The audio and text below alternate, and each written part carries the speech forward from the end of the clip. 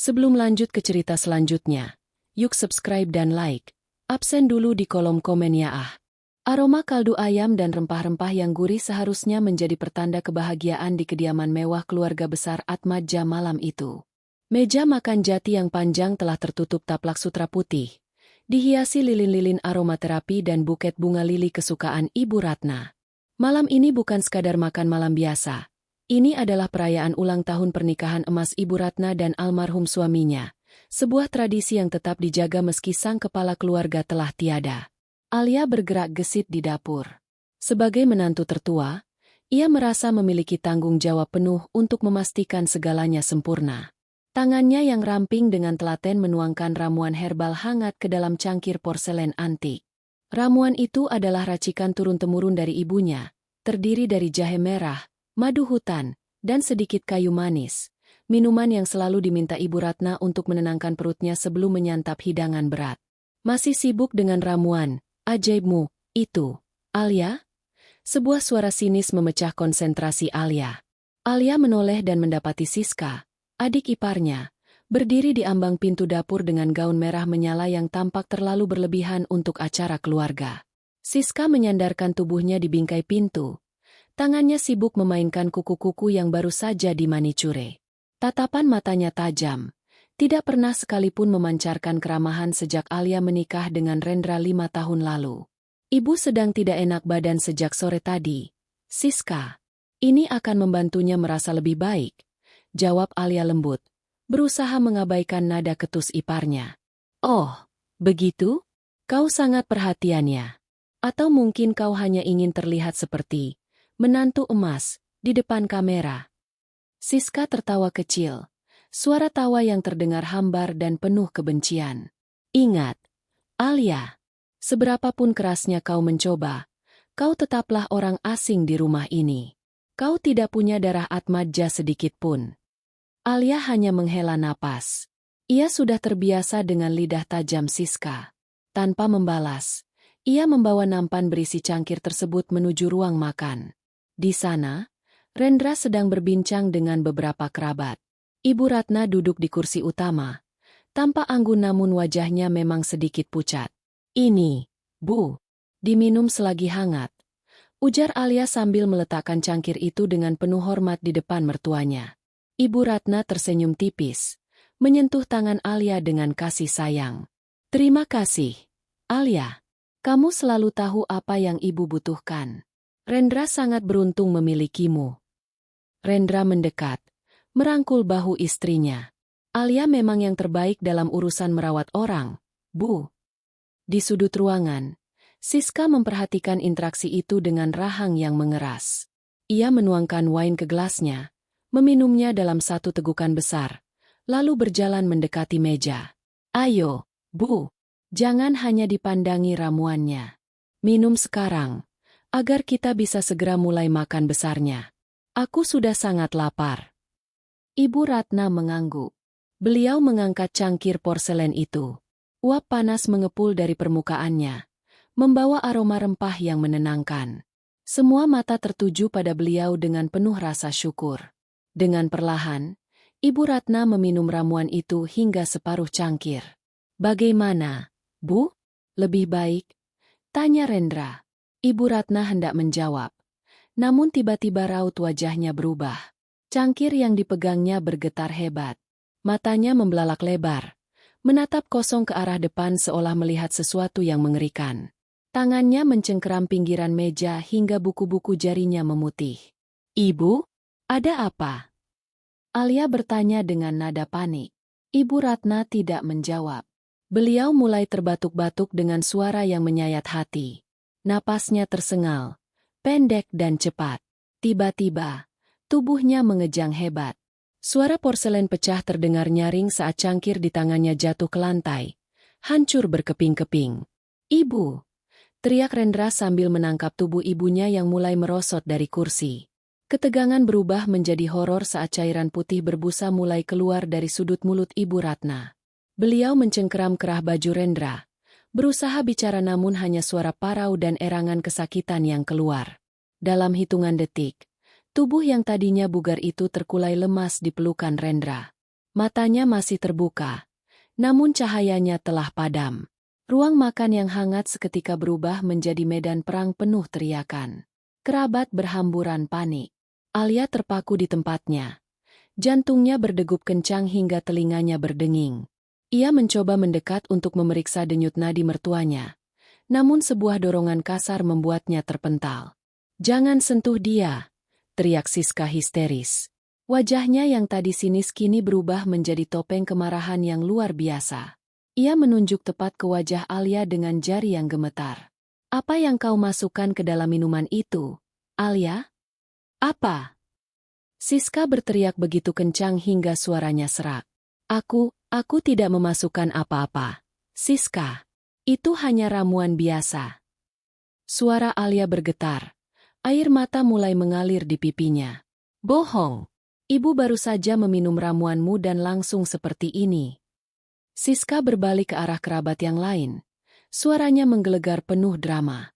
"Semua orang lihat, kan? Alia yang menyiapkan minuman itu. Dia yang membawanya langsung dari dapur. Dia ingin membunuh ibu demi warisan. Dia tahu ibu baru saja mengubah wasiatnya." "Siska, tenanglah. Kita harus bawa ibu ke rumah sakit." Potong Rendra dengan suara parau. Air mata membasahi wajahnya saat ia mendekap tubuh ibunya yang sudah tak bernyawa. "Tidak, Rendra. Lihat ini." Siska memungut pecahan cangkir dan mencium aromanya dengan dramatis. "Bau ini bukan bau jahe. Ini bau racun. Alia, kau wanita iblis. Kau tega meracuni orang yang sudah menganggapmu anak sendiri." Alia menggelengkan kepala, mundur perlahan hingga punggungnya membentur dinding. Ia melihat sekeliling, berharap ada satu orang yang membelanya. Namun, ia hanya menemukan tatapan curiga dan ngeri dari keluarga besar Atmadja. Bahkan Rendra, suaminya, menatapnya dengan pandangan yang tidak pernah ia lihat sebelumnya. Sebuah perpaduan antara duka mendalam dan keraguan yang menghancurkan hati. "Rendra, demi Tuhan, aku tidak melakukannya," bisik Alia lirih. Namun, Siska tidak memberikan ruang untuk bernapas. Ia langsung merogoh ponselnya dan menekan nomor darurat. "Halo, polisi? Tolong datang ke kediaman Atmadja sekarang. Ada pembunuhan di sini. Dan pelakunya ada di depan mata saya." Malam yang seharusnya penuh cinta itu berakhir dengan sirine polisi yang meraung-raung di halaman rumah. Alia berdiri mematung di tengah kerumunan. Sementara bayangan Siska yang tersenyum tipis di balik sandiwara tangisnya menjadi hal terakhir yang Alia ingat sebelum dunia di sekitarnya menjadi gelap. Jamuan makan malam itu bukan hanya berakhir dengan kematian, tapi juga menjadi awal dari penjara yang telah disiapkan dengan rapi untuknya. Suara sirine polisi yang meraung di kejauhan terdengar seperti lonceng kematian bagi Alia. Di dalam ruang makan yang kini kacau balau, suasana terasa mencekam. Aroma rempah yang tadinya menenangkan telah berganti dengan bau anyir yang samar dan ketegangan yang pekat. Ibu Ratna telah dibaringkan di sofa panjang. Wajahnya ditutup dengan taplak meja putih oleh salah seorang kerabat. Namun bayangan busa yang keluar dari mulutnya masih menghantui setiap mata yang memandang. 3 petugas kepolisian masuk dengan langkah tegap, dipimpin oleh seorang detektif parubaya bernama Inspektur Darwin. Matanya yang tajam langsung menyisir ruangan. Berhenti sejenak pada pecahan porselen di lantai, lalu pada Alia yang berdiri gemetar di sudut ruangan. "Siapa yang menelepon?" tanya Inspektur Darwin dengan suara berat. "Saya, Pak." Siska melangkah maju. Wajahnya sembab. Matanya merah karena tangis yang ia paksakan keluar sepanjang waktu tunggu. "Ibu saya, beliau dibunuh. Dan pelakunya ada di sini. Dia, kakak ipar saya sendiri, Alia." Inspektur Darwin menatap Alia. "Nyonya Alia, apa benar Anda yang menyiapkan minuman terakhir yang dikonsumsi korban?" Alia mencoba membuka mulut, namun suaranya seolah tersangkut di tenggorokan. Saya menyiapkan ramuan herbal, Pak. Tapi saya bersumpah, itu hanya jahe dan madu. Saya tidak mungkin menyakiti ibu." "Dia berbohong." Siska memotong dengan histeris. Dia sudah merencanakan ini. Beberapa hari ini dia terus menanyakan soal surat wasiat ibu. Dia merasa tidak puas karena ibu berencana menyumbangkan sebagian besar aset ke panti asuhan. Dia serakah. Rendra, yang sejak tadi duduk bersimpuh di samping jenazah ibunya, akhirnya berdiri. Wajahnya pucat pasi. Matanya kosong menatap Alia. Alia, katakan padaku itu tidak benar. Katakan kalau Siska salah. Rendra, aku istrimu. Kamu tahu bagaimana aku menyayangi ibu. Tangis Alia pecah. Ia melangkah mendekati suaminya, mencoba meraih tangannya. Namun Rendra justru mundur satu langkah. Penolakan itu terasa lebih menyakitkan daripada tuduhan manapun. Maaf, Inspektur. Siska tiba-tiba bersuara. Suaranya kini lebih tenang namun penuh tipu daya. Jika Anda butuh bukti, mungkin Anda harus memeriksa tas kerja yang dibawa Alia hari ini. Tadi saya melihatnya terburu-buru menyembunyikan sesuatu di sana saat ibu mulai kejang. Alia terbelalak. Apa? Aku bahkan tidak menyentuh tasku sejak sampai di sini. Mari kita buktikan, kata Inspektur Darwin. Ia memberi isyarat kepada bawahannya untuk mengambil tas kulit berwarna krem milik Alia yang tergeletak di meja samping dapur. Petugas itu mengenakan sarung tangan karet dan mulai mengeluarkan isi tas Alia satu persatu. Dompet, alat rias, ponsel, beberapa berkas kantor, dan kemudian sebuah botol kecil berwarna gelap tanpa label. Ruangan itu seketika hening. Petugas membuka tutup botol itu sedikit, mencium aromanya, lalu menatap Inspektur Darwin. Baunya sangat menyengat. Pak, seperti pestisida atau racun tikus cair yang sangat pekat. Bukan. Itu bukan milikku, teriak Alia. Aku tidak pernah melihat botol itu sebelumnya. Siska, kau yang menaruhnya di sana, kan? Kau sengaja menjebakku. Siska menutup mulutnya dengan tangan, berakting seolah-olah dia sangat terkejut. Alia, teganya kau menuduhku? Aku bahkan baru sampai di rumah ini 5 menit sebelum acara dimulai. Semua orang melihatmu berada di dapur sendirian selama hampir 1 jam. Beberapa kerabat mulai berbisik-bisik. Benar, tadi Siska memang datang terlambat, gumam seorang bibi. Dan Alia memang yang paling lama di dapur. Inspektur Darwin mendekati Alia. Nyonya Alia, barang bukti ini ditemukan di dalam barang pribadi Anda. Berdasarkan keterangan saksi dan bukti fisik di lokasi, saya harus membawa Anda ke kantor polisi untuk pemeriksaan lebih lanjut. Tidak, Rendra. Tolong aku. Ini jebakan. Alia memohon. Matanya mencari perlindungan pada suaminya. Namun Rendra hanya menunduk. Tangannya mengepal kuat hingga gemetar. Kehilangan ibunya secara mendadak dan bukti yang ditemukan di tas istrinya telah mematikan logika pria itu. Ketidakberanian Rendra untuk membela istrinya menjadi kemenangan besar bagi Siska. Saat petugas kepolisian mulai memasangkan borgol besi ke pergelangan tangan Alia, Siska berjalan mendekat. Ia berpura-pura ingin membisikkan sesuatu yang menguatkan. Namun saat wajahnya berada tepat di samping telinga Alia, ia tersenyum tipis, sebuah senyum kemenangan yang dingin. Selamat menikmati rumah barumu, kakak ipar. Bisik Siska, nyaris tak terdengar. Setelah kau membusuk di penjara, aku akan memastikan Rendra menceraikanmu dan seluruh harta ini jatuh ke tanganku. Kau kalah. Alia terperangah.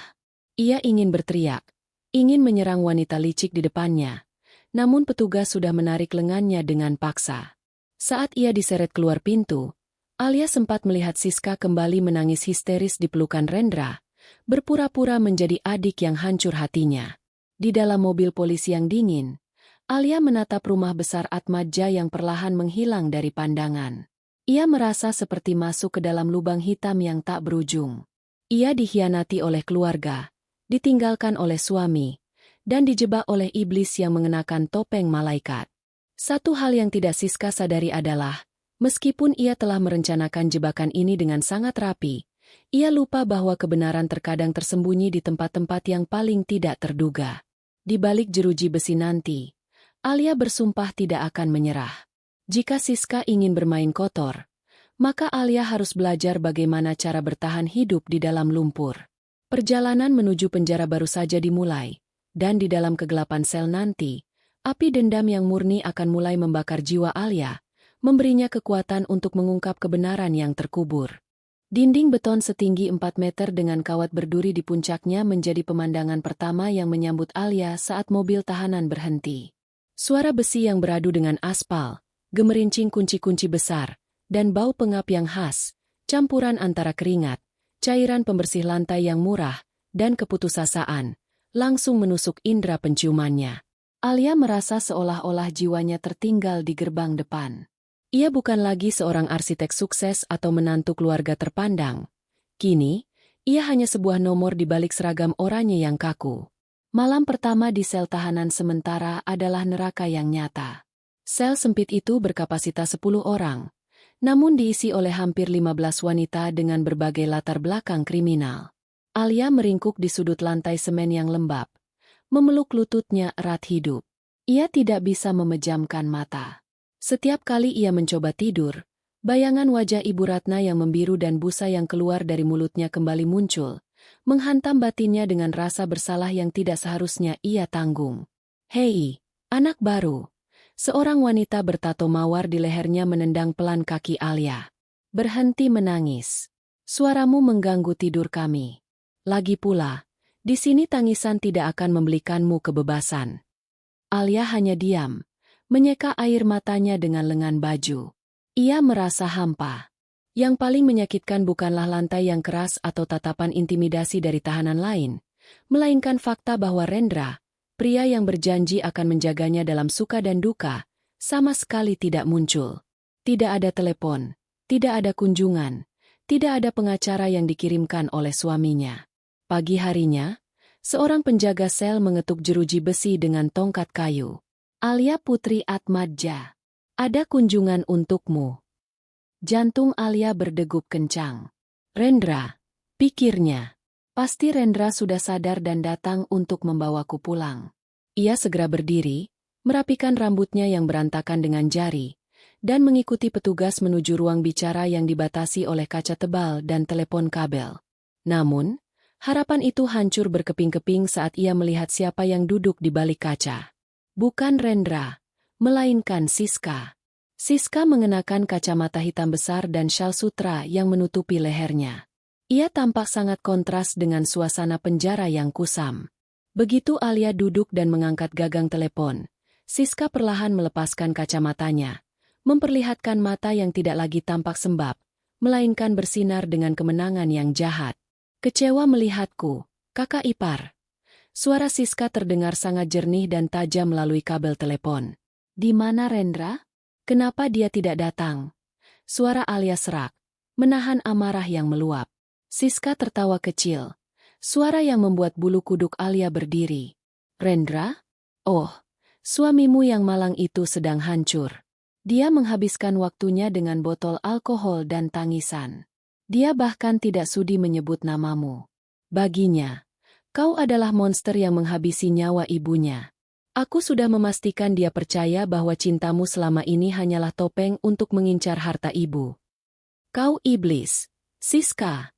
Kau tahu aku tidak melakukannya. Kau yang menaruh racun itu di tasku." Alia berteriak hingga urat lehernya menegang. Tangannya memukul kaca pembatas. "SSSS hahaha, jangan berteriak. Sayang, kau hanya akan terlihat semakin gila di mata para penjaga." Siska memajukan tubuhnya, menempelkan wajahnya dekat ke kaca.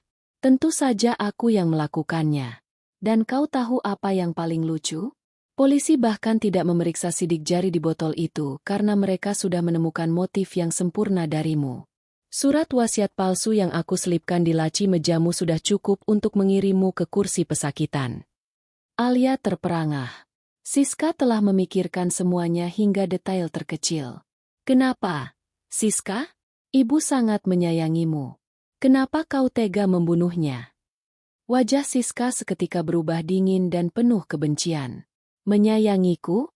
Dia selalu membanding-bandingkan aku denganmu. Alia begitu pintar. Alia begitu sopan. Alia bisa mengelola keuangan. Sementara aku dianggap anak boros yang hanya bisa menghabiskan uang. Dan puncaknya, dia ingin memberikan rumah utama ini padamu dan Rendra, sementara aku hanya diberi ruko tua di pinggiran kota. Itu tidak adil.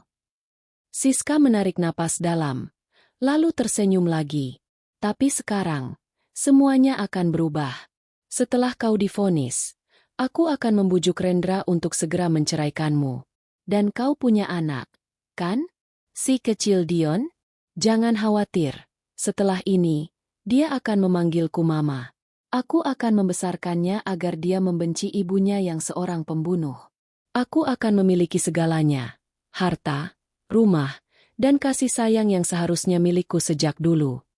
Jangan berani-berani menyentuh anakku. Alia menggeram. Matanya menyala dengan api kemarahan yang belum pernah ia rasakan sebelumnya. Lihat saja nanti. Siska berdiri, mengenakan kembali kacamata hitamnya. Nikmati hari-harimu di sini, Alia. Karena di luar sana, aku sedang menghapus setiap jejak keberadaanmu dari hidup Rendra. Jangan lepaskan dia, Pak Penjaga. Wanita ini sangat berbahaya. Siska berteriak pelan pada petugas di sudut ruangan sambil memberikan akting wajah ketakutan yang menjijikan. Siska melenggang pergi dengan langkah anggun, meninggalkan Alia dalam kehancuran mental yang total. Alia menjatuhkan gagang telepon itu. Tubuhnya gemetar hebat. Selama ini ia selalu menjadi wanita yang lembut, yang selalu mengalah dan menghindari konflik. Namun, ancaman Siska terhadap anaknya adalah garis batas yang tidak boleh dilewati. Saat ia digiring kembali menuju sel, Alia melewati sebuah cermin kecil di lorong. Ia berhenti sejenak dan menatap bayangannya sendiri. Wajah yang tadinya penuh kesedihan kini mulai mengeras. Air matanya mengering, digantikan oleh tatapan sedingin es. Jika dunia menganggapnya monster, maka ia akan menjadi monster untuk melindungi apa yang ia cintai. Siska mungkin merasa telah menjerat Alia dalam penjara fisik, namun ia baru saja membebaskan sisi gelap dalam diri Alia yang selama ini tertidur. Kau salah, Siska. Bisik Alia pada dirinya sendiri saat pintu sel besi itu tertutup dengan bunyi dentuman yang menggema. Ini bukan akhir dariku. Ini adalah tempat di mana aku akan merancang kehancuranmu. Di dalam kesunyian sel yang dingin, Alia mulai memutar otak. Ia mulai mengingat setiap detail di rumah mertuanya. Setiap sudut yang mungkin terlewatkan oleh Siska. Dan tiba-tiba, sebuah ingatan muncul. Jam tangan pintar di pergelangan tangan Ibu Ratna. Jam yang tidak pernah dilepas oleh mertuanya, bahkan saat tidur. Jam yang memiliki fitur sinkronisasi otomatis ke akun cloud yang sandinya hanya diketahui oleh Alia, karena dialah yang membelikannya sebagai hadiah tahun lalu. Cahaya kecil harapan mulai menyala di tengah kegelapan penjara. Harapan adalah komoditas langka di balik jeruji besi. Namun bagi Alia, harapan itu kini berbentuk sebuah memori tentang teknologi.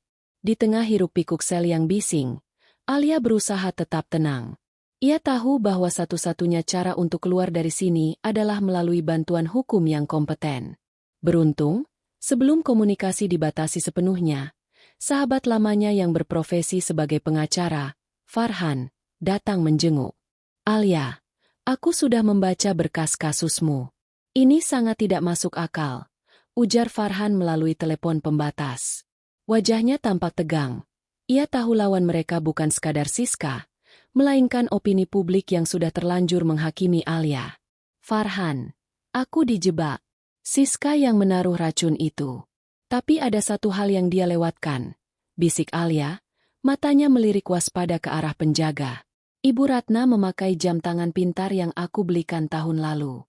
Jam itu punya fitur voice memo darurat dan sensor jantung yang otomatis merekam suara jika detak jantung pemakainya melonjak drastis. Akun cloud-nya terhubung ke email pribadiku. Mata Farhan berbinar. Itu bisa jadi bukti vital. Jika suara Siska terekam saat kejadian, kita bisa membalikan keadaan. Di mana jam itu sekarang? Alia terdiam sejenak. Siska pasti menyembunyikannya atau membuangnya. Tapi ada satu orang yang pasti melihat apa yang terjadi di dapur sebelum jamuan dimulai. Bei Ijah, art senior di rumah ibu. Dia ada di sana saat aku menyiapkan minuman. Dan dia juga yang membantu ibu saat pertama kali ambruk. Farhan mengangguk mantap. Aku akan mencari Bei Ijah dan mengamankan jam itu. Bertahanlah di sini, Alia. Namun, di luar sana, Siska tidak tinggal diam. Ia seperti pemangsa yang bisa mencium bau ancaman dari kejauhan. Begitu Farhan meninggalkan kantor polisi, sebuah mobil hitam telah membuntuti dari kejauhan. Siska telah menyewa orang suruhan untuk memantau setiap pergerakan yang bisa membahayakan posisinya. Siska duduk di ruang tamu rumah besar Atmaja yang kini terasa sepi. Ia memutar-mutar sebuah jam tangan pintar dengan layar retak di tangannya. Ia tahu jam ini berbahaya, namun ia belum sempat menghancurkannya karena ia tidak tahu cara membobol sistem keamanannya. Ia butuh waktu. Namun, fokus utamanya saat ini adalah Bei Ijah. Bei Ijah adalah saksi mata yang paling berbahaya. Wanita tua itu telah bekerja selama 20 tahun dan sangat setia pada Ibu Ratna. Saat kejadian, Bei Ijah melihat Siska masuk ke dapur saat Alia sedang ke toilet untuk mencuci tangan. Bei Ijah melihat Siska merogoh sesuatu dari sakunya di dekat baki minuman. Sore itu, di sebuah kontrakan sempit di pinggiran kota, Bei Ijah sedang mengemas pakaiannya dengan tangan gemetar. Ia ketakutan. Sejak kematian majikannya, Siska terus-menerus mengancamnya. Mau kemana, Bei?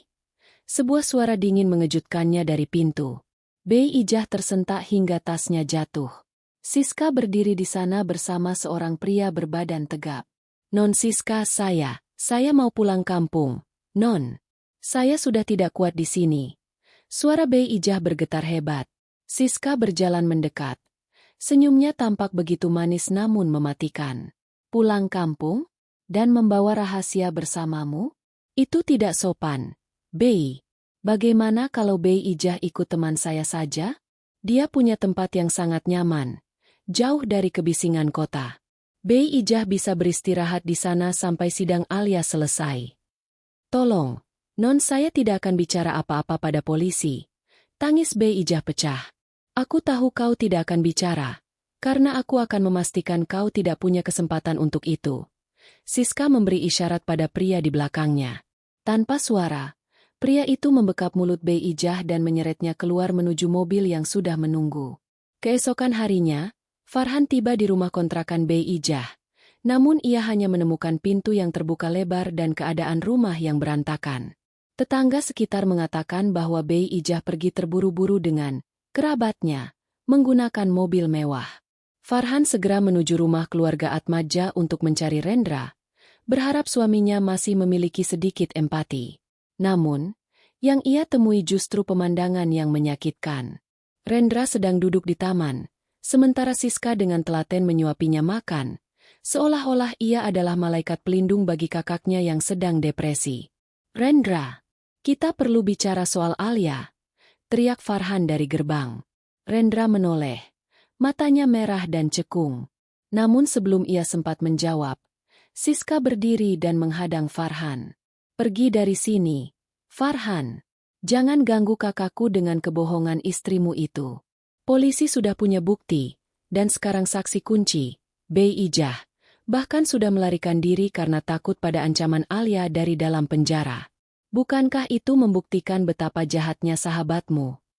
Siska berteriak dengan nada yang sangat meyakinkan. Kau apakan Bei Ijah, Siska? Desis Farhan tajam. Aku justru sedih dia pergi. Dia sudah seperti ibu kedua bagiku. Siska menghapus air mata palsu di sudut matanya. Sekarang pergi, atau aku panggilkan keamanan. Farhan terpaksa mundur. Ia menyadari bahwa Siska telah menutup semua celah. Bei Ijah menghilang tanpa jejak. Rendra sepenuhnya dicuci otak, dan jam tangan pintar itu entah di mana. Sementara itu, di balik jeruji besi, Alia menerima kabar dari Farhan melalui surat rahasia bahwa Bei Ijah menghilang. Alia terjatuh di lantai selnya. Ia merasa harapan yang tadi menyala kini meredup kembali. Siska telah melenyapkan segalanya. Namun, saat ia sedang berputus asa, seorang petugas penjara wanita yang terkenal galak, Sipir Maya, mendekati selnya. Ia memperhatikan Alia yang terus-menerus memegang foto anaknya. Dion, kau tahu, bisik Sipir Maya sambil berpura-pura memeriksa jeruji. Wanita yang datang menjengukmu kemarin, dia tidak terlihat seperti orang yang sedang berduka. Dia terlihat seperti orang yang baru saja memenangkan lotre. Alia mendongak. Matanya yang sembab menatap sipir Maya. Dia yang membunuh ibu mertuaku, Bu. Dan sekarang dia menyembunyikan saksi-saksinya. Sipir Maya terdiam sejenak, lalu berbisik sangat pelan. Jika kau punya cara untuk membuktikannya, aku mungkin bisa membantumu mengirimkan pesan keluar tanpa diketahui siapapun. Tapi kau harus bergerak cepat sebelum sidang pertama dimulai. Alia merasakan aliran adrenalin. Ia teringat sesuatu. Sebelum ditangkap, ia sempat menyembunyikan sesuatu di dalam rumah mertuanya. Bukan di tas, bukan di dapur, tapi di sebuah tempat yang hanya ia dan Ibu Ratna yang tahu. Bantu saya, bisik Alia tegas. Saya akan memberikan lokasi tepatnya. Roda keadilan mulai berputar kembali. Kali ini di jalur yang gelap dan penuh risiko. Gedung pengadilan negeri hari itu dikerumuni oleh pemburu berita. Kasus pembunuhan di keluarga Atmaja telah menjadi konsumsi publik yang panas. Kisah tentang menantu yang haus harta melawan keluarga konglomerat yang malang. Alia melangkah keluar dari mobil tahanan dengan tangan terborgol dan kepala tertunduk. Kilatan lampu kamera membutakan matanya. Sementara teriakan hujatan dari massa di luar pagar pengadilan terdengar seperti duri yang menusuk telinga. Pembunuh! Tidak tahu diri. Teriak salah seorang warga yang membawa poster wajah Ibu Ratna. Alia tidak menoleh. Ia terus berjalan dengan pengawalan ketat menuju ruang sidang. Di dalam ruangan ber-AC yang dingin itu, suasana terasa jauh lebih menekan. Di barisan kursi pengunjung terdepan, duduk Rendra yang tampak jauh lebih kurus dengan tatapan mata yang kosong dan hancur. Di sampingnya, Siska duduk dengan gaun hitam formal, menggenggam tangan kakaknya seolah-olah ia adalah satu-satunya tumpuan hidup Rendra. Sidang dimulai dengan pembacaan dakwaan oleh jaksa penuntut umum. Suara jaksa bergema, merinci kronologi kematian Ibu Ratna dengan bahasa yang dingin dan teknis. Alia didakwa dengan pasal pembunuhan berencana dengan ancaman maksimal hukuman mati atau penjara seumur hidup. Saudari terdakwa, apakah Anda mengerti dakwaan yang dibacakan? Tanya hakim ketua dengan nada datar. Alia berdiri. Suaranya gemetar namun tegas.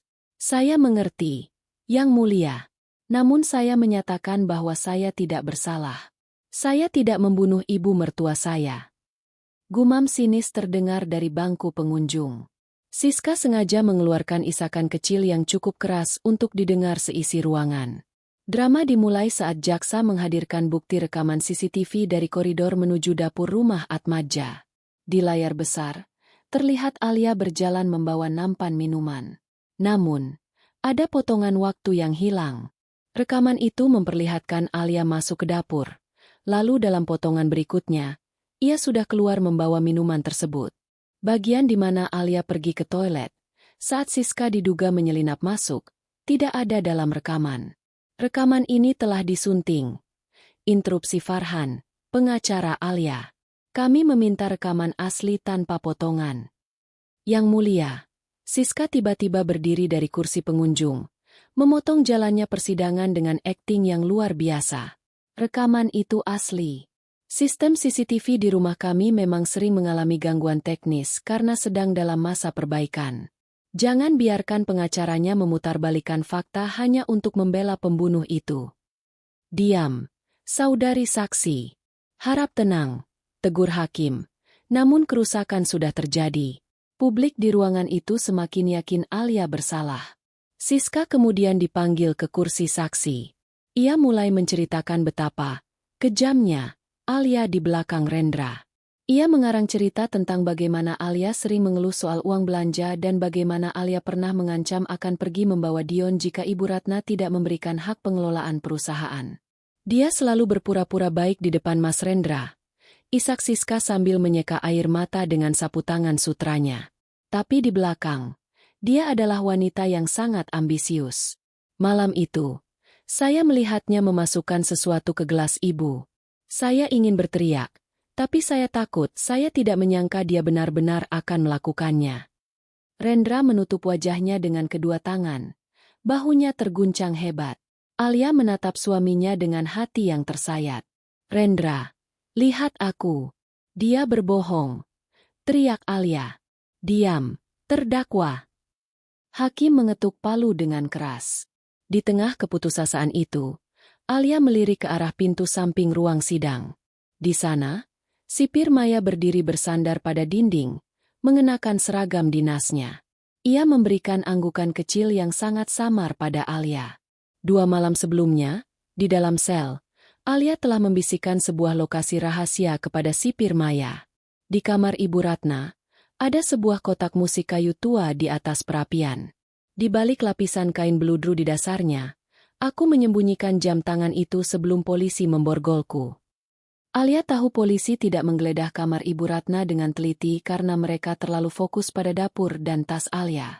Siska pun kemungkinan besar tidak menemukan jam itu karena ia tidak menyangka Alia secerdik itu untuk menyembunyikannya di tempat yang begitu personal bagi Ibu Ratna. Sidang berlanjut dengan kesaksian ahli forensik yang mengonfirmasi adanya zat sianida dalam tubuh korban dan dalam botol yang ditemukan di tas Alia. Posisi Alia semakin terpojok. Farhan berusaha sekuat tenaga menunjukkan kelemahan bukti, namun tanpa saksi kunci seperti Beijah atau bukti fisik baru, argumennya terasa lemah di hadapan hakim. Siska menoleh ke arah Alia, memberikan tatapan tajam yang seolah berkata, "Kau sudah tamat." Ia merasa telah memenangkan segalanya. Ia bahkan sudah merencanakan pesta perayaan setelah vonis dijatuhkan. Namun, saat sidang diskors untuk istirahat makan siang, sipir Maya berjalan mendekati Alia yang sedang digiring kembali ke ruang tahanan sementara pengadilan. Sipir Maya menabrak Alia dengan sengaja, dan dalam sepersekian detik, ia membisikkan sesuatu di telinga Alia. "Barangnya sudah di tanganku. Tapi ada masalah, baterainya mati dan jamnya terkunci sandi tingkat tinggi. Aku sudah menyerahkannya pada orang kepercayaan Farhan di luar." Alia merasakan aliran harapan menyetrum nadinya. Sandinya adalah tanggal lahir Dion dikalikan tanggal pernikahan ibu. Bisik Alia cepat sebelum petugas lain memisahkan mereka. Sidang pertama berakhir dengan atmosfer yang sangat memojokkan Alia. Siska keluar dari ruangan dengan dikerubungi wartawan, memberikan pernyataan yang memicu amarah publik. "Jangan lepaskan dia. Wanita seperti itu tidak pantas melihat matahari lagi," teriaknya di depan kamera televisi nasional. Alia kembali ke sel tahanan pengadilan dengan kaki yang terasa berat. Ia tahu, babak kedua persidangan akan menjadi penentu hidup dan matinya. Di luar sana, di sebuah laboratorium komputer rahasia, orang kepercayaan Farhan sedang berpacu dengan waktu untuk membobol enkripsi jam tangan tersebut. Rahasianya kini bergantung pada sebuah benda kecil yang pernah menjadi simbol cinta Alia kepada mertuanya. Benda yang kini menjadi bom waktu bagi Siska. Dunia di luar jeruji besi bergerak lebih cepat daripada yang bisa dibayangkan Alia. Di sebuah apartemen tersembunyi yang berfungsi sebagai kantor darurat Farhan, suasananya sangat tegang. Di atas meja kerja yang penuh dengan kabel, tergeletak sebuah jam tangan pintar dengan layar retak, benda yang sama yang diambil sipir Maya dari kamar Ibu Ratna. Di depan jam itu, seorang ahli forensik digital bernama Galang sedang bekerja keras menembus sistem keamanan perangkat tersebut. Sandinya berhasil. Farhan. Tanggal lahir Dion dan tanggal pernikahan Ibu Ratna. Enkripsinya terbuka. Seru Galang. Farhan mendekat dengan napas tertahan. "Cari rekaman suara di tanggal kejadian." Jam itu seharusnya merekam lonjakan detak jantung Ibu Ratna sebelum beliau tumbang. Galang menggerakkan kursor dengan cepat. Grafik detak jantung Ibu Ratna muncul di layar. Terlihat garis yang stabil, namun tiba-tiba pada pukul 19.15, tepat saat jamuan makan dimulai, garis itu melonjak drastis, bergetar hebat, lalu mendatar menjadi garis lurus yang mengerikan. Ada file audio tersembunyi yang dibuat otomatis oleh fitur darurat. Bisik Galang. Ia menekan tombol play. Awalnya hanya terdengar suara denting sendok dan piring yang jauh. Lalu, terdengar suara napas yang tersengal-sengal. "Ibu, minumlah. Ini demi kebaikan ibu." Suara itu muncul. Sangat jernih. Itu suara Siska. Tapi, rasanya pahit sekali. "Siska." Alia bilang ini manis. Suara Ibu Ratna terdengar lemah dan bingung. Alia bodoh. "Bu." Dia tidak tahu apa-apa. Telan saja semuanya. Setelah ibu pergi, semuanya akan jauh lebih mudah bagi kita semua. Suara Siska berubah menjadi dingin dan penuh ancaman. Farhan mengepalkan tinjunya. Ini dia. Bukti utama kita. Siska memaksa ibu meminumnya saat Alia tidak ada di ruangan. Namun, Galang menggeleng pelan. Ada masalah, Farhan. File ini rusak di bagian akhir karena jam ini sempat terbentur saat ibu jatuh. Ada interferensi frekuensi yang membuat suaranya sedikit terdistorsi. Jika kita bawa ini ke pengadilan sekarang, pengacara Siska bisa berargumen bahwa ini hasil rekayasa atau editan digital. Kita butuh data pembanding atau saksi yang menguatkan rekaman ini. Sementara itu, di kediaman Atmadja, Siska mulai merasa gelisah. Insting jahatnya memberitahu bahwa ada sesuatu yang salah. Ia masuk ke kamar mendiang Ibu Ratna. Matanya menyisir setiap sudut. Ia mencari kotak musik tua yang ia tahu adalah benda kesayangan ibunya. Saat ia menemukannya dan memeriksa bagian bawahnya, wajahnya memucat. Lapisan bludru di bawah kotak musik itu sudah robek. Dan jam tangan yang ia cari-cari selama ini, yang ia pikir sudah hilang dalam kekacauan malam itu, ternyata benar-benar pernah disembunyikan di sana. Dan sekarang, jam itu hilang. Sipir itu. Desis Siska. Ia ingat melihat seorang sipir wanita yang tampak terlalu dekat dengan Alia saat kunjungan. Alia, kau pikir kau bisa menang melawanku? Siska segera menghubungi kaki tangannya. Cari tahu siapa sipir yang bertugas menjaga Alia Putri Atmadja. Dan cari tahu siapa yang menjemput barang dari rumah ini kemarin. Aku ingin mereka semua lenyap sebelum sidang berikutnya. Ketegangan meningkat saat malam semakin larut. Farhan menyadari bahwa waktu mereka sangat sempit. Ia tahu Siska memiliki koneksi yang luas. Galang, kirim file ini ke server rahasia sekarang. Jangan simpan di satu komputer. Dan kita harus menemukan Bei Ijah. Rekaman ini kuat. Tapi jika Bei Ijah bersaksi bahwa dia melihat Siska memegang botol racun di dapur, Siska tidak akan punya jalan keluar. Di dalam selnya, Alia tidak bisa tidur. Ia duduk di atas tempat tidur tipisnya, menatap rembulan dari celah kecil di langit-langit. Ia teringat percakapan terakhirnya dengan Ibu Ratna. Ibu mertuanya sempat membisikkan sesuatu tentang Siska yang sering meminta uang dalam jumlah besar untuk menutupi hutang judi online pacar gelapnya. Alia menyadari sesuatu. Siska tidak bertindak sendirian. Ada seseorang yang membantu Siska merencanakan semua ini. Seseorang yang tahu seluk-beluk keuangan keluarga Atmadja. Keesokan paginya, Farhan datang menjenguk Alia dengan wajah kelelahan namun ada binar di matanya. Kita punya rekamannya. Alia. Meskipun sedikit rusak, tapi suara Siska terdengar jelas. Farhan, hati-hati. Bisik Alia. Siska pasti sudah sadar jam itu hilang. Dia tidak akan tinggal diam. Dan ada satu hal lagi. Cari tahu tentang hutang Siska. Dia punya motif yang lebih besar dari sekadar warisan. Dia sedang dikejar oleh orang-orang berbahaya. Aku akan menyelidikinya. Besok adalah sidang lanjutan. Kita akan memberikan kejutan, kata Farhan sebelum pergi. Namun, saat Farhan berjalan menuju mobilnya di parkiran, sebuah mobil van hitam melaju kencang ke arahnya. Farhan berhasil menghindar. Namun orang-orang di dalam van itu melepaskan tembakan peringatan ke udara. Mereka tidak ingin membunuh Farhan. Mereka hanya ingin memperingatkan, berhenti mencampuri urusan ini. Di sisi lain, Siska kini berdiri di depan Rendra yang masih terlihat depresi. Mas, aku rasa kita harus mempercepat proses perceraianmu dengan Alia. Media terus menekan kita. Dan aku dengar Alia mencoba menyuap penjaga penjara untuk menyelundupkan bukti palsu. Dia sangat licik. Mas, kita harus memutuskan hubungan dengannya sekarang juga. Rendra hanya mengangguk lemah, menyerahkan segala keputusan pada adiknya. Ia tidak tahu bahwa adiknya sedang menyiapkan liang lahat untuknya juga. Babak baru dimulai. Perburuan data digital ini kini berubah menjadi perlombaan antara hidup dan mati. Alia di dalam penjara, Farhan yang terancam di luar, dan Siska yang mulai kehilangan kendali namun semakin berbahaya. Rahasia besar itu mulai retak, dan saat retakannya pecah, seluruh keluarga Atmadja akan terguncang hebat. Pagi itu, langit di atas gedung pengadilan tampak mendung, Seolah-olah alam ikut merasakan beratnya ketegangan yang menggantung di udara. Ini adalah hari persidangan lanjutan. Hari di mana jaksa penuntut umum berencana menutup kasus dengan tuntutan maksimal. Bagi publik, kasus ini sudah selesai. Alia adalah pembunuh, dan Siska adalah pahlawan keluarga yang berduka. Alia melangkah masuk ruang sidang dengan pengawalan yang lebih ketat dari biasanya. Sipir Maya berjalan di belakangnya. Wajahnya tetap datar namun matanya memberikan isyarat waspada. Alia bisa melihat Farhan di meja pengacara. Wajah sahabatnya itu tampak lebam di bagian pipi, bekas serangan van hitam semalam. Alia ingin bertanya, namun protokol sidang memaksanya untuk duduk diam.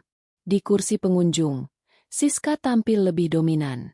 Ia mengenakan setelan hitam yang elegan, duduk tepat di belakang Rendra. Kali ini, ia membawa beberapa kerabat jauh yang sengaja ia datangkan untuk menciptakan suasana emosional yang menekan. Begitu Alia duduk, bisik-bisik kebencian mulai terdengar dari arah mereka. Lihat mukanya, masih bisa-bisanya bersikap tenang setelah membunuh ibu mertua, desis salah satu sepupu Rendra. Sidang dibuka oleh Hakim Ketua dengan agenda mendengarkan keterangan saksi ahli tambahan dan pemeriksaan terdakwa. Jaksa kembali memutar narasi tentang menantu kejam. Mereka menghadirkan saksi ahli yang menyatakan bahwa dosis cyanida dalam minuman tersebut cukup untuk membunuh 3 orang dewasa sekaligus. Saudari terdakwa, Hakim Ketua menatap Alia tajam. Segala bukti fisik mengarah pada Anda. Botol racun di tas Anda, rekaman CCTV Anda di dapur, dan motif warisan yang kuat. Apakah Anda masih tetap pada penyangkalan Anda? Alia berdiri. Tangannya tidak lagi gemetar. Yang mulia, bukti-bukti itu ada karena diletakkan di sana oleh orang lain. Saya tidak membunuh Ibu Ratna. Beliau adalah satu-satunya orang yang benar-benar memeluk saya saat saya masuk ke keluarga ini. Saya tidak punya alasan untuk melenyapkannya. Bohong. Siska tiba-tiba berdiri dari kursinya. Petugas keamanan mencoba menenangkannya. Namun Siska justru semakin histeris. Ia melangkah maju mendekati pagar pembatas antara pengunjung dan area sidang. Dia pandai bersilat lidah. Yang mulia, dia wanita iblis. Siska menunjuk Alia dengan jari yang gemetar karena akting kemarahan yang meluap. Air mata buaya mengalir deras di pipinya. Saya melihat dengan mata kepala saya sendiri betapa anehnya tingkah lakunya malam itu. Dia ingin menguasai rumah Atmadja. Dia ingin menyingkirkan kami satu persatu. Siska menoleh ke arah masa pengunjung, memprovokasi emosi mereka. Jangan lepaskan dia. Teriakan keadilan untuk ibu. Jangan biarkan pembunuh ini menghirup udara bebas lebih lama lagi. Jika dia bebas, tidak ada satupun dari kita yang aman. Jangan lepaskan dia.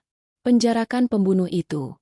Teriak beberapa orang suruhan Siska di bangku belakang. Suasana sidang menjadi ricuh.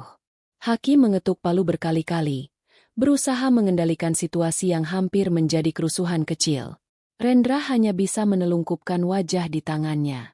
Ia tampak seperti pria yang sudah kehilangan jiwanya, hancur oleh duka dan manipulasi adiknya sendiri. Di tengah kegaduhan itu, Farhan berdiri. Ia tidak tampak gentar sedikitpun dengan teriakan Siska. Yang mulia, kami memiliki hak untuk menghadirkan bukti tandingan yang baru saja kami dapatkan. Sebuah bukti digital yang akan mengubah seluruh perspektif kasus ini. Jaksa keberatan. Yang mulia, tahap pembuktian fisik sudah hampir ditutup. Ini hanya taktik menunda-nunda dari pihak pembela. Ini bukan taktik menunda. Yang mulia, ini adalah kebenaran yang selama ini disembunyikan dan coba dimusnahkan oleh pihak-pihak tertentu. Farhan menatap tajam ke arah Siska. Siska yang tadinya berteriak-teriak, tiba-tiba terdiam. Jantungnya berdegup kencang. Bukti digital apa? Jam itu seharusnya sudah musnah, pikirnya. Namun, ia kembali menenangkan diri. Ia yakin Farhan tidak akan bisa memutar rekaman yang rusak dan terenkripsi dalam waktu sesingkat itu. Yang mulia, lanjut Farhan dengan suara yang menggelegar di ruang sidang yang kini mulai tenang karena penasaran.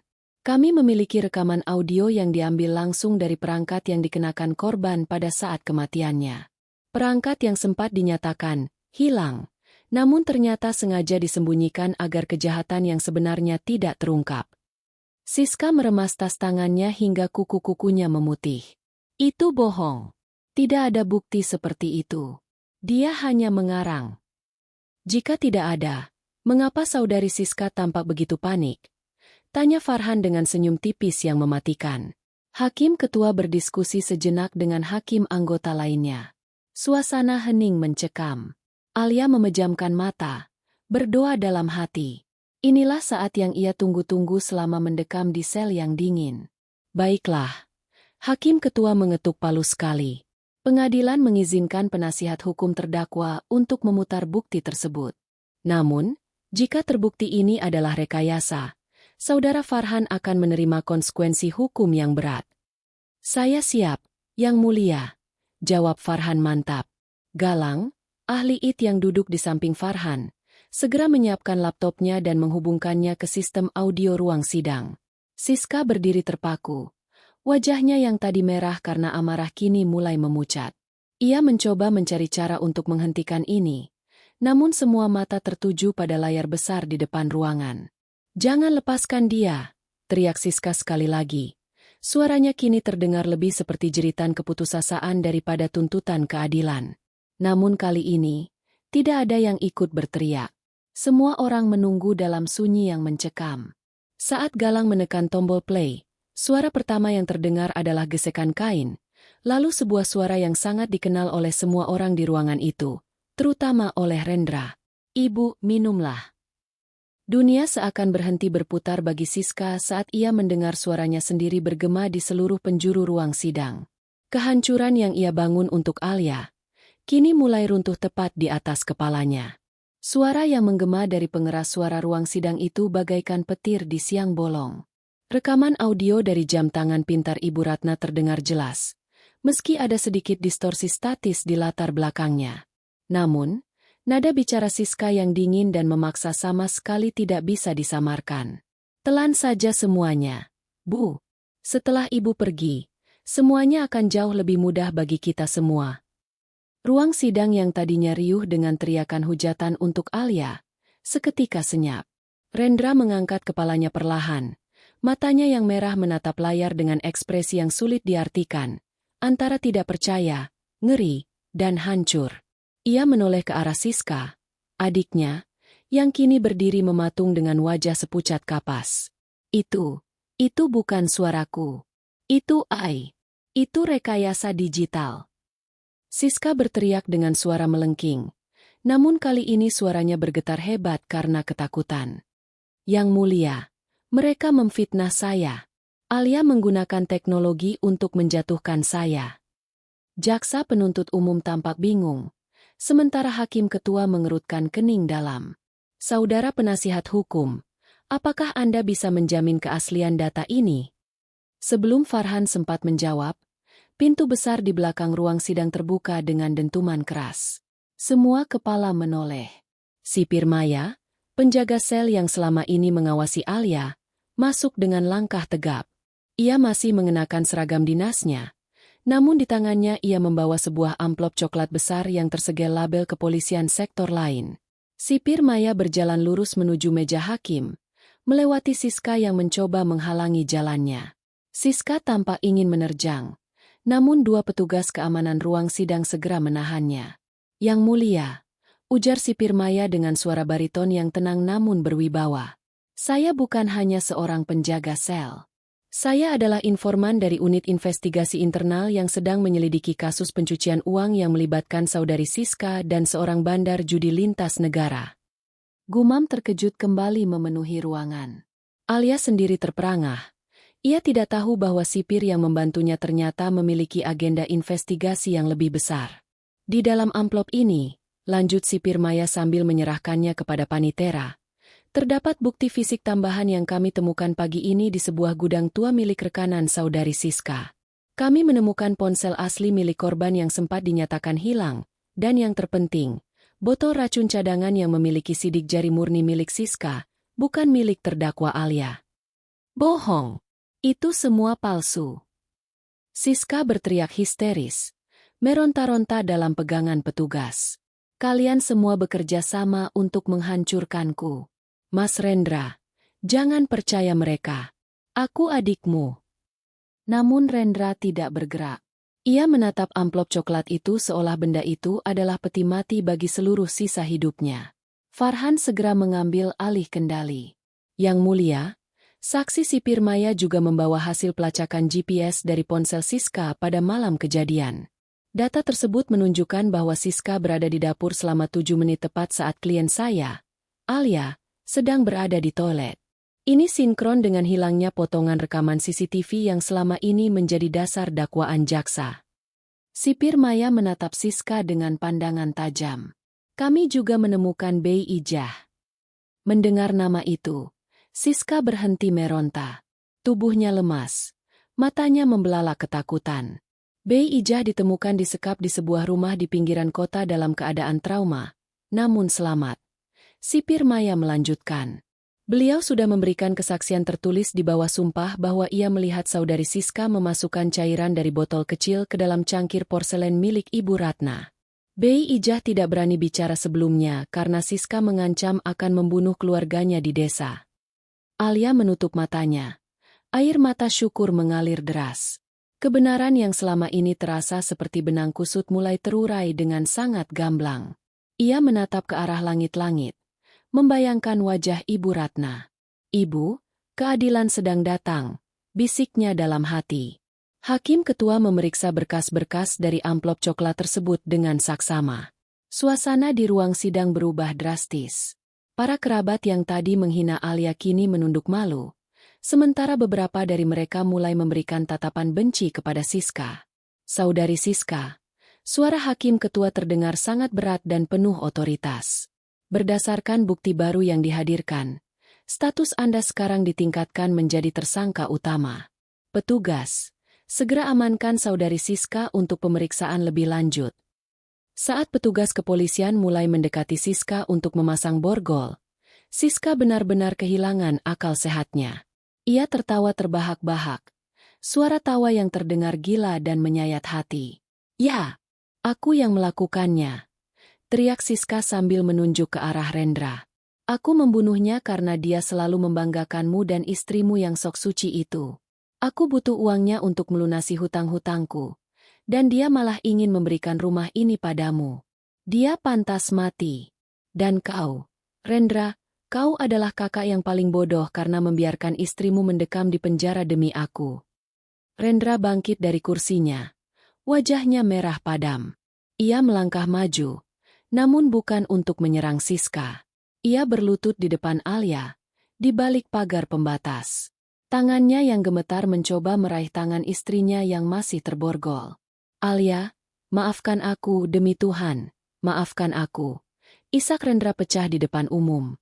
Alia menatap suaminya dengan tatapan yang sulit diartikan. Ada kasih sayang yang tersisa, namun ada luka yang terlalu dalam untuk sembuh dalam sekejap. Sebelum Alia bisa menjawab, Siska tiba-tiba menyerang salah satu petugas, mencoba meraih senjata di pinggangnya. Jangan lepaskan dia, teriaknya tadi, kan? Sipir Maya dengan sigap melakukan teknik kuncian, menjatuhkan Siska ke lantai dalam sekali gerak. Sekarang, kalimat itu berlaku untukmu sendiri, Siska. Riuh rendah suara pengunjung sidang pecah. Media massa yang meliput langsung berlomba-lomba mengabadikan momen kejatuhan sang ipar iblis. Namun, rahasia yang paling mengejutkan belum sepenuhnya terbongkar. Di dalam amplop coklat itu, masih ada satu lembar dokumen yang belum dibacakan, dokumen yang akan membuat seluruh keluarga Atmaja syok histeris. Keheningan yang mematikan menyelimuti ruang sidang saat hakim ketua menarik selembar kertas terakhir dari dasar amplop coklat tersebut. Siska, yang kini sudah dalam posisi berlutut dengan tangan terbogol ke belakang, mendadak berhenti tertawa. Matanya yang liar menatap kertas itu dengan ketakutan yang murni. Ia tahu apa itu. Ia pikir dokumen itu sudah terbakar habis bersama tumpukan sampah di halaman belakang rumahnya 2 bulan lalu. Tunggu, suara hakim ketua bergetar sedikit. Sesuatu yang jarang terjadi pada seorang penegak hukum yang berpengalaman puluhan tahun. Ada dokumen tambahan di sini. Ini bukan hanya soal kematian Ibu Ratna. Ini adalah laporan toksikologi independen tertanggal 3 tahun lalu, atas nama Tuan Atmaja. Rendra tersentak. Namanya disebut, namun merujuk pada almarhum ayahnya. Ayah? Ayah meninggal karena serangan jantung mendadak. Gumam Rendra. Suaranya nyaris tak terdengar. Hakim ketua memandang Rendra dengan tatapan penuh simpati, lalu kembali membaca dokumen itu dengan suara lantang. Laporan ini menunjukkan adanya jejak zat yang sama, sianida dosis rendah yang diberikan secara bertahap, dalam sampel jaringan yang diambil sebelum kremasi Tuan Atmaja. Dan di sini lampirkan juga sebuah surat pernyataan dari seorang apoteker yang telah lama menghilang. Sipir Maya melangkah maju, memberikan penjelasan yang membuat seluruh ruangan seolah kehilangan oksigen. Kami menemukan apoteker itu di luar negeri. Dia mengaku bahwa selama 2 tahun sebelum kematian Tuan Atmaja, saudari Siska secara rutin membeli zat tersebut darinya dengan dalih untuk eksperimen laboratorium kampus.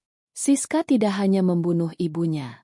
Dia telah perlahan-lahan meracuni ayahnya sendiri demi mempercepat turunnya harta warisan. Tidak, itu bohong. Rendra meraung. Ia berdiri dan menerjang ke arah pagar pembatas. Wajahnya merah padam karena amarah yang tak terkendali. Kau membunuh ayah juga, Siska. Kau membunuh ayah. Siska hanya bisa meringkuk di lantai, menangis meraung-raung. Dia tidak pernah memberiku modal bisnis. Dia selalu menganggapku tidak kompeten. Aku butuh uang itu, Mas. Aku butuh. Seluruh pengunjung sidang syok histeris. Para bibi dan paman dari keluarga besar Atmaja berdiri dari kursi mereka, berteriak histeris. Beberapa bahkan jatuh pingsan karena tidak kuat menanggung kenyataan bahwa mereka telah memelihara seorang monster di dalam keluarga mereka. Suasana sidang benar-benar kacau. Petugas keamanan harus bekerja ekstra keras untuk mencegah Rendra melompati pagar dan mencekik adiknya sendiri. Namun, kejutan belum berakhir.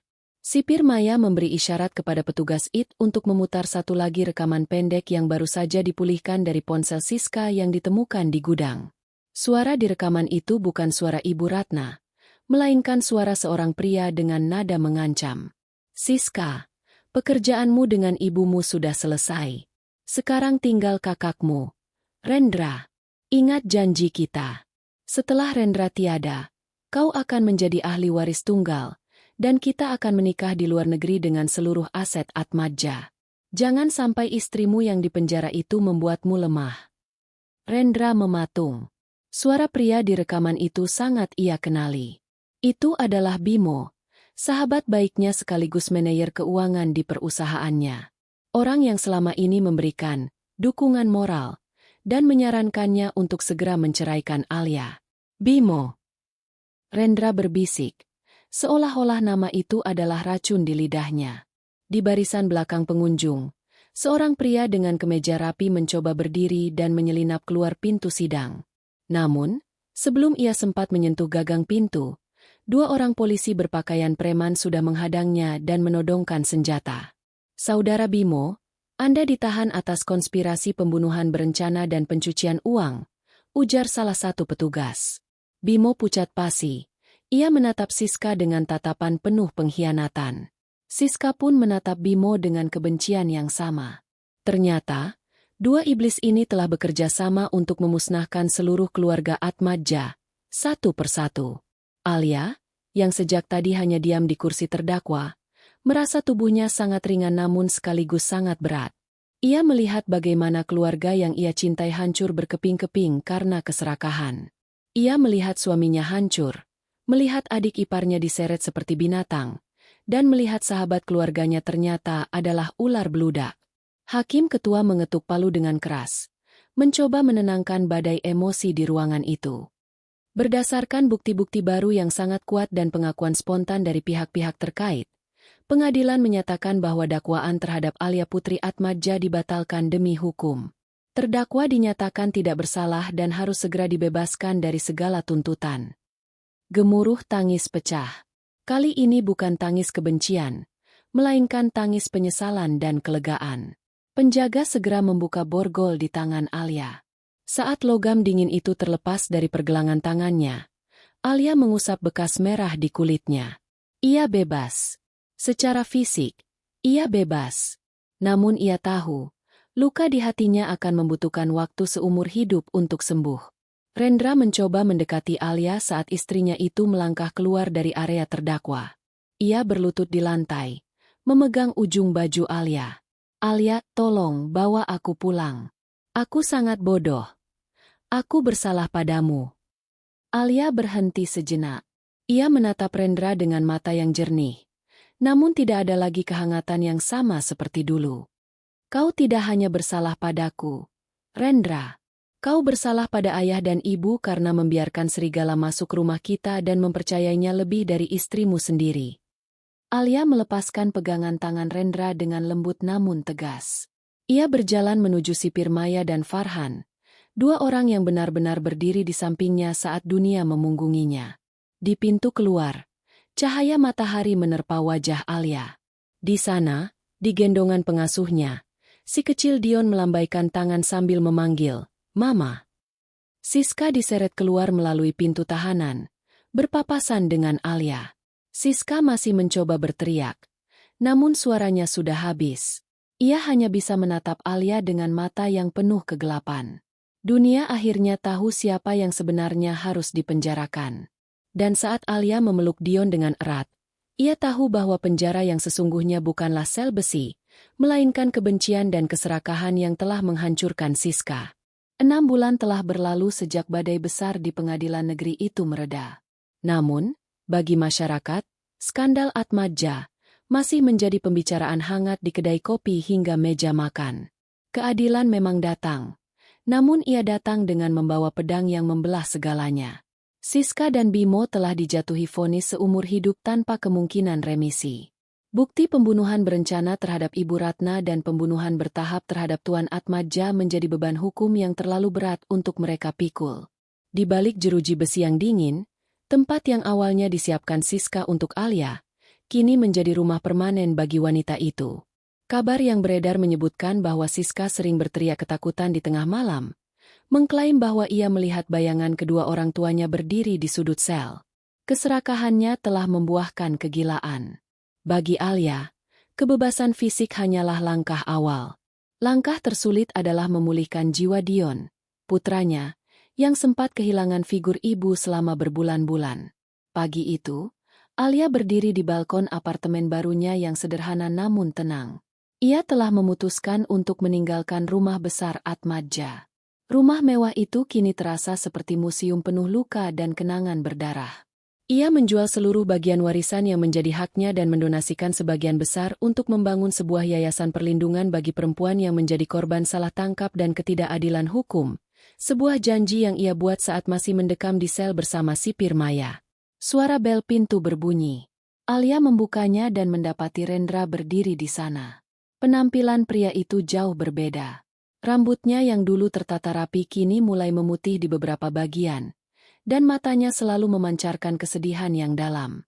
Rendra membawa sebuah kotak kayu kecil dan buket bunga lili putih. "Alia," suaranya serak. "Aku baru saja kembali dari makam ibu dan ayah. Aku membawakan ini untukmu." Alia mempersilakannya masuk, namun ia tetap menjaga jarak yang sopan. Rendra meletakkan kotak itu di meja. Saat dibuka, isinya adalah perhiasan milik Ibu Ratna dan surat wasiat asli yang telah disahkan kembali oleh negara. "Aku tidak bisa tinggal di rumah itu lagi, Alia," kata Rendra pelan. "Aku sudah menjualnya. Aku akan pindah ke kota kecil di Jawa Tengah untuk mengelola perkebunan kopi peninggalan kakek. Aku tidak pantas berada di sekitarmu setelah apa yang aku lakukan." Rendra menatap Alia dengan mata berkaca-kaca. "Aku datang untuk menyerahkan hak asuh penuh Dion padamu. Aku tahu aku telah gagal menjadi ayah yang melindungi ibunya. Aku hanya minta izin untuk mengunjunginya sesekali, jika kau mengizinkan." Alia menatap suaminya, atau lebih tepatnya, pria yang pernah menjadi seluruh dunianya. Rasa benci yang dulu membara kini telah padam, menyisakan rasa iba yang hambar. "Rendra," suara Alia tenang namun sangat tegas. "Aku sudah memaafkanmu. Bukan karena kau layak mendapatkannya, tapi karena aku tidak ingin membawa beban kebencianmu dalam hidupku yang baru. Namun, Memaafkan tidak berarti melupakan. Kepercayaan adalah kaca yang sudah kau hancurkan menjadi debu. Kita tidak bisa kembali menjadi kita yang dulu. Rendra menunduk. Air mata jatuh ke pangkuannya. Ia tahu ini adalah konsekuensi dari keraguannya. Saat dunianya runtuh, ia memilih percaya pada kebohongan adiknya daripada cinta istrinya. Aku mengerti. Terima kasih sudah memberiku kesempatan untuk tetap melihat Dion. Setelah Rendra pergi, Alia merasakan beban berat di pundaknya benar-benar terangkat. Ia memandangi foto Ibu Ratna yang ia letakkan di bufet. Ia tahu mertuanya itu kini bisa beristirahat dengan tenang. Beberapa hari kemudian, Alia mengunjungi penjara tempat ia dulu ditahan, namun kali ini bukan sebagai pesakitan. Ia datang untuk menemui Maya, mantan sipir yang kini telah dipromosikan menjadi kepala pengamanan lapas karena jasanya mengungkap sindikat pencucian uang. Bagaimana hidup di luar? Tanya Maya dengan senyum tipisnya yang khas. Terasa sangat luas, jawab Alia. Terima kasih, Maya. Jika bukan karena bantuanmu dan Farhan, aku mungkin tidak akan pernah melihat matahari lagi. Kau yang menyelamatkan dirimu sendiri, Alia. Kau punya keberanian untuk melawan saat orang lain mungkin sudah menyerah, balas Maya. Dan ada satu hal. Siska meminta bertemu denganmu kemarin. Dia terus menangis memanggil namamu. Alia terdiam sejenak. Ia teringat wajah Siska yang histeris di pengadilan. Katakan padanya, aku tidak punya dendam lagi. Tapi aku juga tidak punya sisa waktu untuk menemuinya.